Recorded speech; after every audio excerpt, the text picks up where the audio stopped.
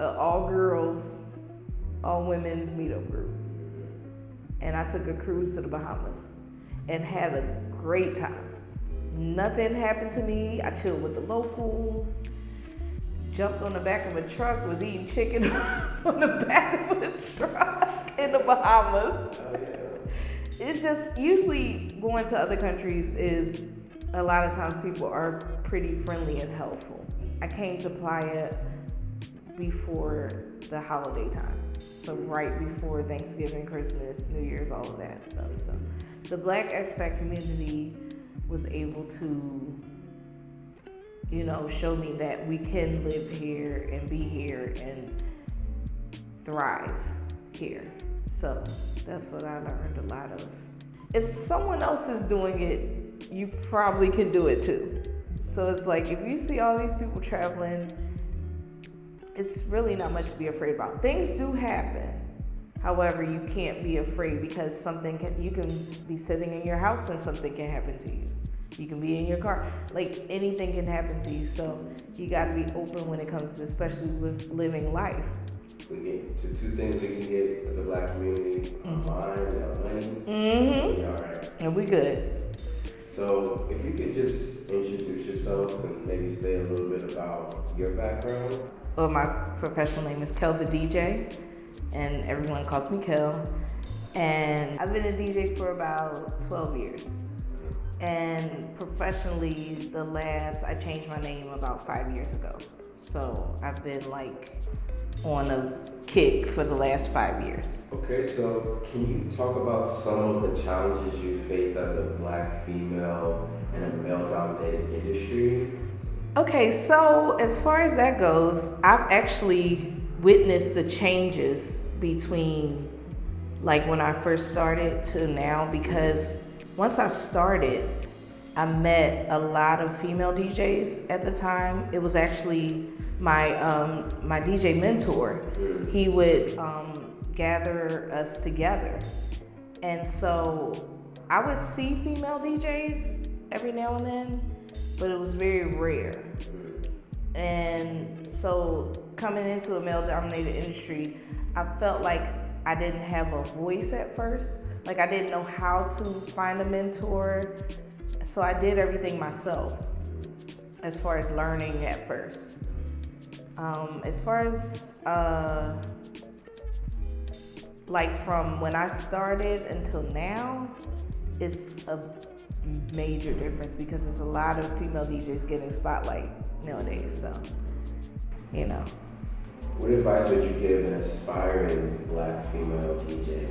I would just say to make sure you do build community as far as in a music community. If you can find DJs that are willing to mentor you.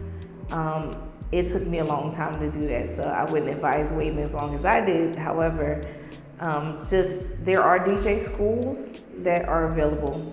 That's the route that I took. I advise that for people because you can learn the technological background of the software and the hardware when it comes to DJing. Okay. So music and entrepreneurship, they often go hand in hand. Yes. With a background in marketing, how have you leveraged your business knowledge to help you grow your brand? So I actually sought help with that. I consulted a brand manager, and I went to school. I have my Master's of Business Administration, but also I had what's called a DJ coach to help me with my marketing. So I always marketed myself. However, I wasn't doing it correctly. So of course I sought after graphic designers to make sure that I have a logo, getting DJ drops, which is when the DJ's mixing and you hear the voice. I had that, and then posting regularly on social media, and a lot of my clients are word of mouth, so that's how I draw in people when it comes to marketing. So now I want to talk a little bit about how you balance your passion for music and the financial aspects of running a business as a successful DJ. Okay. So what are some strategies that you use to make that happen in the entertainment industry? So as far as that goes, that can be a little difficult because equipment costs are very high and the return on investment has to make sense. So what I personally do, how I balance that out, is I only take certain types of gigs. I don't run myself, into the ground per se when it comes to taking, gigs. So I mainly like take wedding and corporate clients mostly, and I DJ for the community also, so I have that aspect. So that helps me to balance that out. So I'm not taking a loss on as far as like DJing and the costs that I incur with it. Is there like a formula or any type of math that you use to make sure that, I'm gonna get this money back, or like how does that, what's the equation for that? Well, at first I actually was a little clueless when it came to that, but I had to I had to learn the hard way, because even though I understand business, I didn't understand how to obtain clients. So once I did that, I just kind of make sure I take gigs a little bit as I go, but I'm very cognizant on how much I'm getting paid. So the formula is based on the frequency of the clients, making sure I'm not spending too much to do an event. So that's kind of my formula when it comes to that.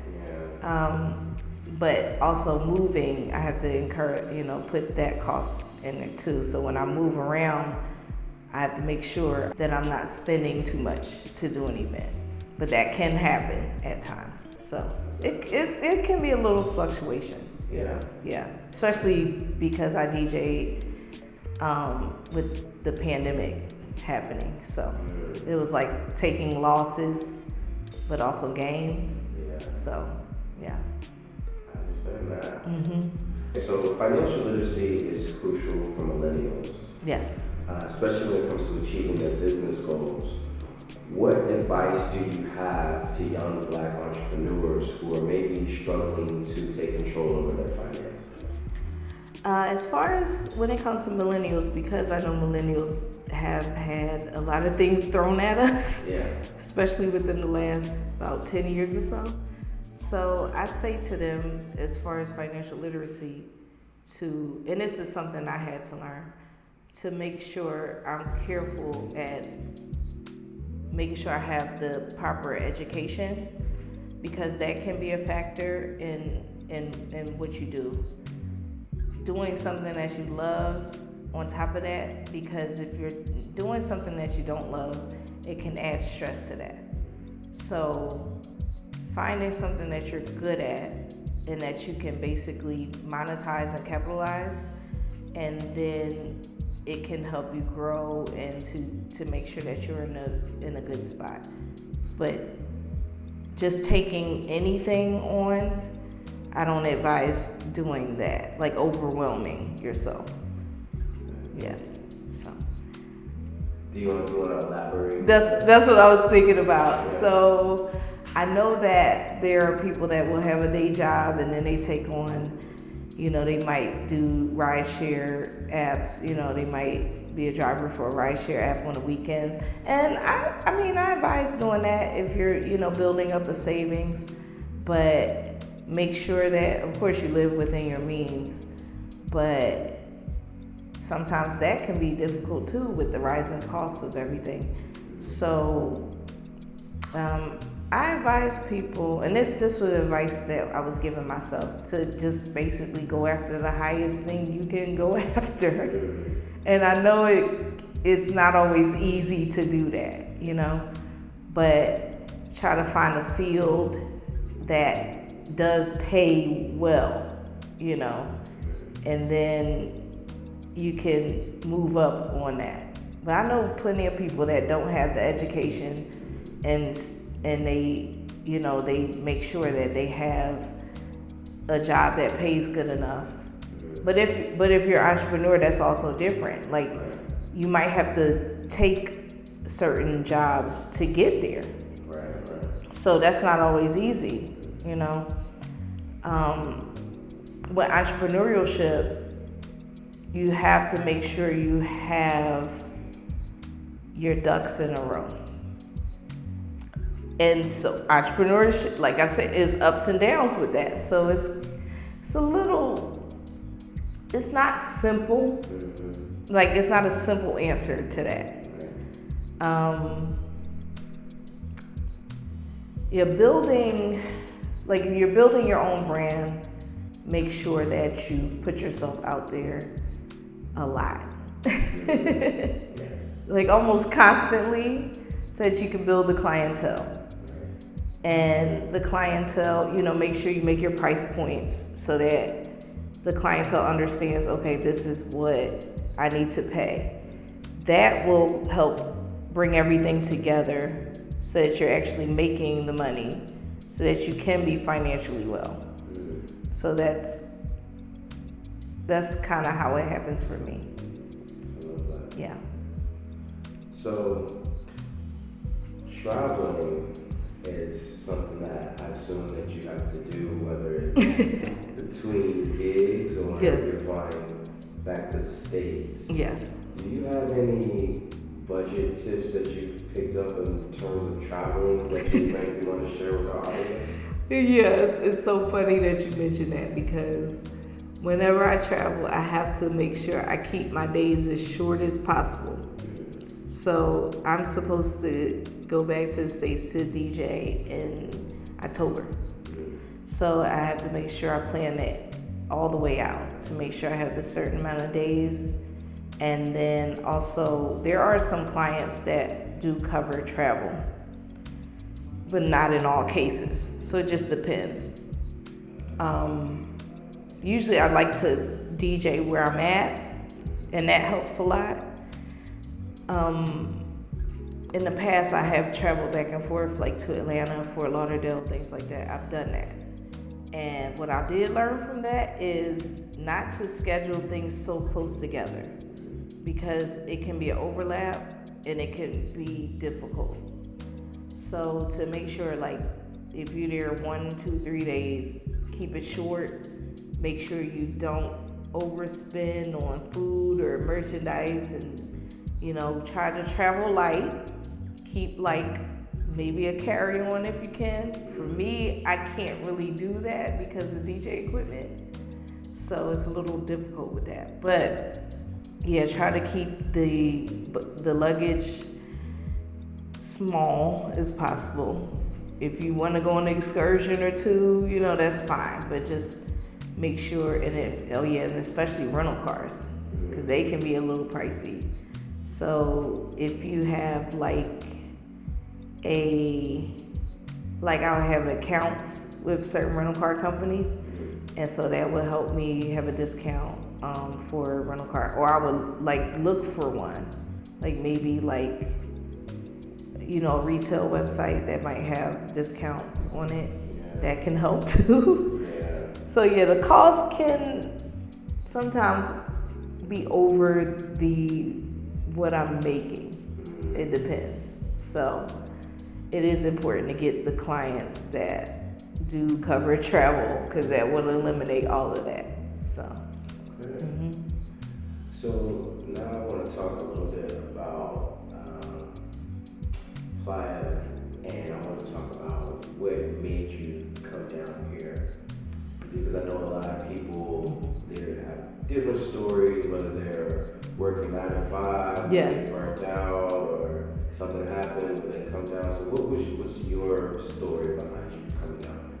So when the pandemic hit, I was home and, like everybody else, and I was looking up different places to go, because I wanted to leave earlier, but my DJ career kicked off, really kicked off. Yeah.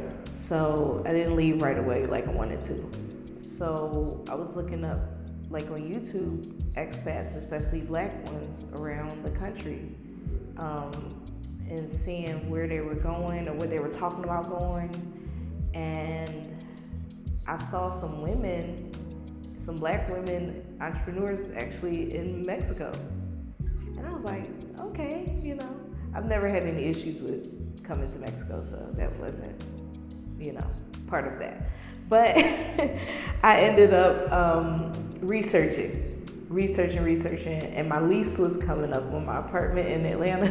And I was like, do I want to stay or do I want to go? And all my trips were being canceled. And I actually was looking into different parts of Mexico, and then I zeroed in. It kind of got narrowed down to Playa del Carmen. I saw that Playa del Carmen was a walkable city, that it had grocery stores that were in a good radius, and I thought it was affordable, and that it's sunshine all year round, close to the beach, and that the people were really, really friendly here. So that was a big concern for me. I wanted to be, but I didn't speak Spanish. I never had Spanish classes. So coming to Playa was like, oh my gosh, I don't know Spanish, And I had people help me with that, but that was a major factor, like the weather and the peace of being here was definitely how I chose to be here. How did you overcome that language barrier? So I had people, like my neighbors, when I got my apartment, they actually spoke Spanglish every day. So it was like I was picking up on things. I had a friend that showed me for like the first month I was here how to take a taxi, how to count your money, how to order food. Those are the main things I needed to know. And I learned how to do all of those things really quickly because I'm immersed in the language. So when you hear the language every day, you're speaking to people, you pick up on it. And I still to this day have not been to school for Spanish. So, yeah. So I know that you mentioned that the locals were helping you. Yes. But one thing that you also mentioned was the expat community. Yes. Especially as it refers to Black Americans. Yes. Can yes. you talk about that and what that means to you and your liking living here? Yes. So when I first arrived here, well, before I arrived, actually, when I was doing my research on Playa del Carmen, I did see that it was a vast Black expat community. It was smaller back then than it is now, but it was like really tight knit. We would have events. So like my first event I went to when I came here was, we were doing parties at one of the hotels out here. And then we all got together and did a Christmas photo shoot on the beach. So that was like opened me up to like meeting people, and they helped me with navigating, like, okay, I want to go to this store, I want to find this and that, and they would tell me different things also. And then of course we would like get together for maybe holidays, things like that, other holidays, and then because I came to Playa before the holiday time. So right before Thanksgiving, Christmas, New Year's, all of that stuff. So the Black expat community was able to, show me that we can live here and be here and thrive here. So that's what I learned a lot of with them, yeah. Okay. There's a lot of Americans that don't travel. Yes. Yeah. What would you say to someone who may not really see the benefit of traveling, or who may, just been kind of in the same place their whole life? What kind of advice would you give them? Well, definitely be open to experiences. Some people are anxious about, like I know before I went on a plane the first time, I was really anxious about getting on a plane. I was terrified. And I didn't get on a plane until I was an adult. Never been on a plane. And so some people, they're scared of the unknown, I get on the plane, what's gonna happen? I go to another country, is somebody gonna hurt me? Is something gonna happen to me? With all of this, it takes risks. And I traveled before I came here. So it was just a matter of just being open. Just, if someone else is doing it, you probably can do it too. So it's like, if you see all these people traveling, it's really not much to be afraid about. Things do happen. However, you can't be afraid because you can be sitting in your house and something can happen to you. You can be in your car. You gotta be open. Anything can happen to you. So living, you gotta be open when it comes to, especially with living life.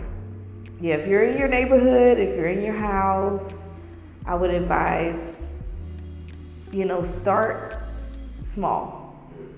Do little like my first trip out the country was through a meetup group. All girls, all women's meetup group. And I took a cruise to the Bahamas and had a great time. Nothing happened to me. I chilled with the locals, jumped on the back of a truck, was eating chicken on the back of a truck in the Bahamas. Oh, yeah. It's just, usually going to other countries is, a lot of times people are pretty friendly and helpful. So that's been my experience everywhere I've been. I really haven't come across a lot of people that were, sketchy like that, So just start small. Have you found any mental health benefits within your travels? Oh, most definitely. Just especially in Mexico, it's calming. Like, you just come into Mexico, especially for my mental health, it just seems like it comes more naturally because it's like, especially you get to walk every day, the beaches here, and then also there are many types of healing modalities here. So you can go to the doctor. It doesn't cost as much as the United States. So like, I do have doctors here that I go see, and they're very instrumental in, my mental and physical health when it comes to being here. But it's very easy. It doesn't seem like it would be, especially with the language barrier aspect I had, but it was actually I picked up things relatively quickly, so that makes it a little easier on my mental health also. So, and community is important for mental health too. 100%. Yes.